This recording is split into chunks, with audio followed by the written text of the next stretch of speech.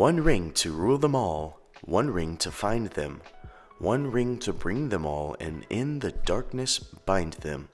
That's right, folks. Today we are popping into pop culture and literature and a fascinating silver coin from the island of New Zealand.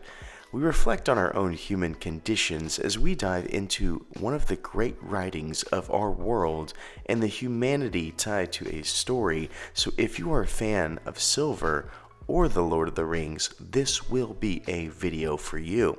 Also, just a note, this coin already sold many times on eBay for around $40 average.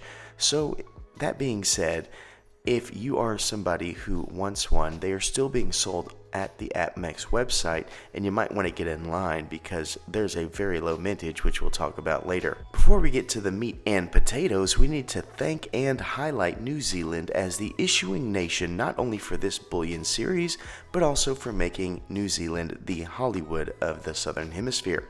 I would argue that the Lord of the Rings film franchise would not have the impact if not for the beauty of the landscape in New Zealand or its mass of people willing to suit up for stage battles. So hats off to you, New Zealand. As you noticed, we have a coin hosting an image of Boromir gazing at the shards of Narsil. The shards of Narsil are the pieces of the sword that was broken under the foot of Sauron during a battle of the last alliance of Middle-earth and Mordor, which is the Land of Darkness.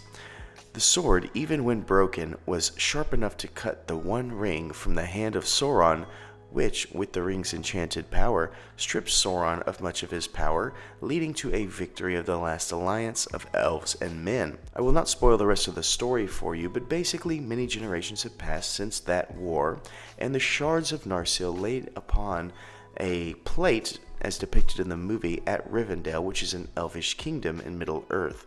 Upon the discovery of the One Ring, a fellowship is established at Rivendell to carry this ring to its destruction.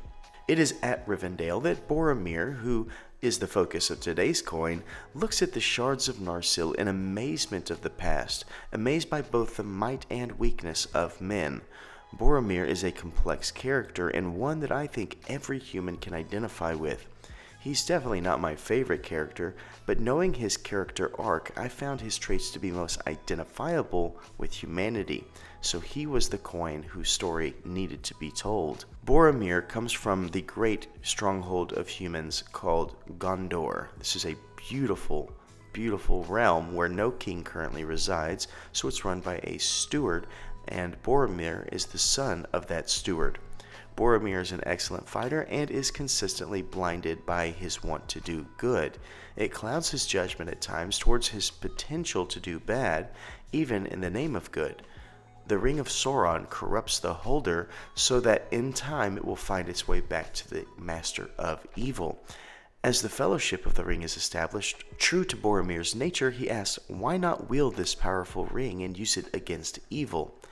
Even under first glance, Boromir is tempted to wield evil to do good. We see later that Boromir recognizes the contrast with his position juxtaposed with Aragorn, who is a Númenórean and the man that is the actual descendant of Isildur, who cut the ring from Sauron and technically is the rightful king. Aragorn already recognizes the struggle that his ancestors had with this ring and refuses to be in a position of temptation. A little after the Fellowship embarks, Boromir is seen as a strong companion, frequently helping train the lesser-equipped hobbits in the art of combat, knowing that that lay ahead. A couple of times, Boromir is tempted by the ring and puts himself in a position where he is alone with Frodo, the ring-bearer, to try to carry favor to obtain the ring, eventually leading to the point where the conflict is so high, Frodo has to put on the ring, causing him to disappear from Boromir. Boromir in this moment realizes how treacherous his actions have been and how he is flawed. It is in this moment that the Fellowship is fractured and Frodo knows there is no one he can trust and decides to take his own path to Mordor. Boromir is devastated by his actions and is willing to do whatever he can to make it right. The remaining Fellowship then finds itself attacked by orcs, and Boromir does everything in his power to save the remaining hobbits. He defends Merry and Pippin and sacrifices himself trying to save the little halflings. This is the moment that gave Merry and Pippin the fortitude they needed to play their roles throughout the remaining saga. As Boromir lay in his last breath, he is found by Aragorn. It is a fantastic scene in the film, and the conflict between characters is laid aside. Boromir asks for forgiveness, and Aragorn admitting that he tried to take the ring and saying that he failed him. Aragorn said, "No, you fought hard and retained your honor." Then Boromir states, "I would have followed you to the end, my brother, my captain, my king." Without getting into the complexities of the story, these words were what was needed for Aragorn to realize how much the race of men needed a Redeemer king, a king who, in spite of the flaws of men, would inspire and lead men back to a place where they brought the darkness low.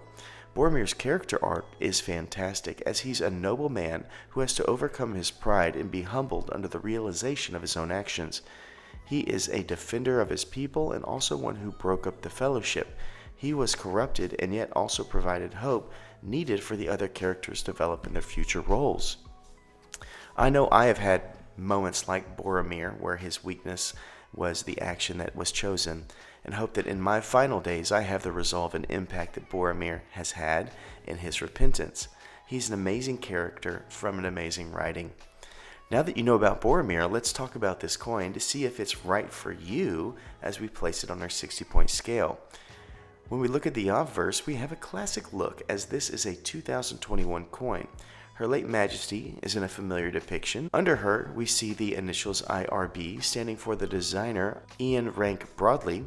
When we stretch our eyes outward, we see that this hails from the nation of New Zealand, which is fantastic, as believe it or not, this is my first bullion coin from New Zealand.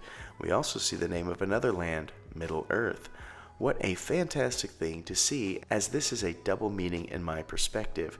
This pays homage to a created world of J.R.R. Tolkien, as well as the world captured on film by the fantastic landscape within New Zealand. I could do a whole video over Middle Earth, but that is a topic for a whole separate series. I love the incorporation, but do think that little touches of detail could have been used on this side of the coin to kind of take away the negative space, so I scored an 8. When we move to the reverse, we see the iconic warrior Boromir gazing in awe at the blade that cut the ring from the hand of Sauron. How do I know this? Well, you could assume that I'm an expert, or you could just read the little hidden text on Boromir's shoulder. What I really love about this imagery is the focus of the coin is not actually Boromir, but rather his gaze, which falls upon the broken sword. Boromir is captivated by the legend that a man just like him created. He had the courage and the valor to take the swing that prolonged the fate of all men. Boromir sees his own possibilities in the reflection of the blade. He thinks to himself, will he ever have his name immortalized? Will he have the opportunity to save his people? I love the imagery on this coin and the scene, as it is often something we think about.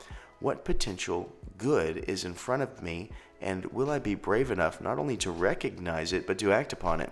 This is just fantastic. Our eyes shift outward. We have a ribbon of what looks to be trees, which is fitting, as Gondor, the land which Boromir protects and hails from, is symbolized with a white tree. We also see towards the legend that this is the 20th anniversary of the Lord of the Rings films, which is one of my favorite series of films ever produced. I scored a 9. When it comes to Mintage, we have a series that is capped fairly low, which makes me very grateful to have the opportunity to purchase one.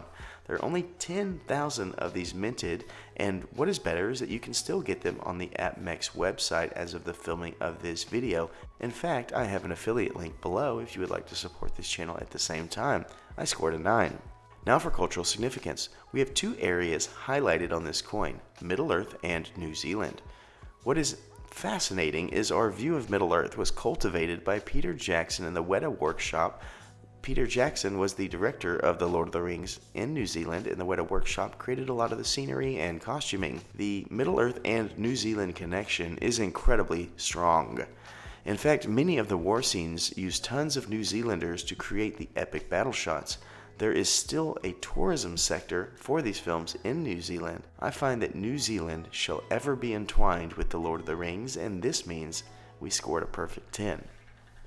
Collectibility is next. What we have is an incredibly popular theme, as this is one of the most popular books of all time, which then was turned into one of the most successful film franchises of all time, and then turned into a commemorative coin series with low mintage.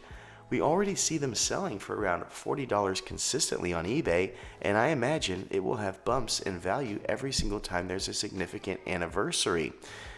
This is a coin designed to be collectible, and it scores a 10. Uniqueness is our last stop. One of the beautiful things about pop culture in coinage is that you have to license the rights to create the product. This protects the branding and leads to controlling the imagery so that oversaturation does not occur.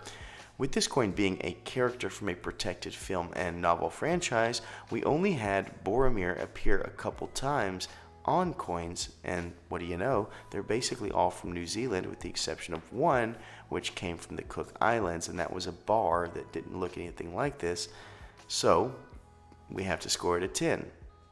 Boromir's legacy moves past the line at a 56 out of 60, which is an incredible score. It is low mintage, it is unique, and it causes you to reflect on the potential for evil and good within us all. How often can we be corrupted to do bad in the hopes to do good? How often does our pride blind us of our weakness?